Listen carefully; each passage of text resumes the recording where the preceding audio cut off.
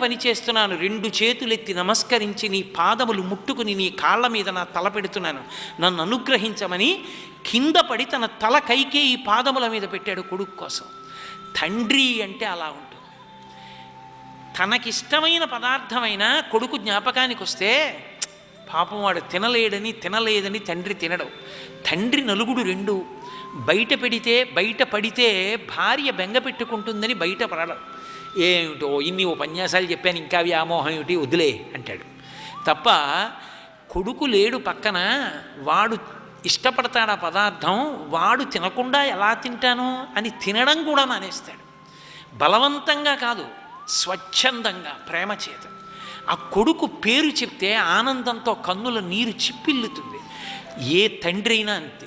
లోకంలో ఏ తండ్రి అయినా తన కడుపున పుట్టినటువంటి బిడ్డల యొక్క అభ్యున్నతి కొరకు అంత తాపత్రయపడతాడు.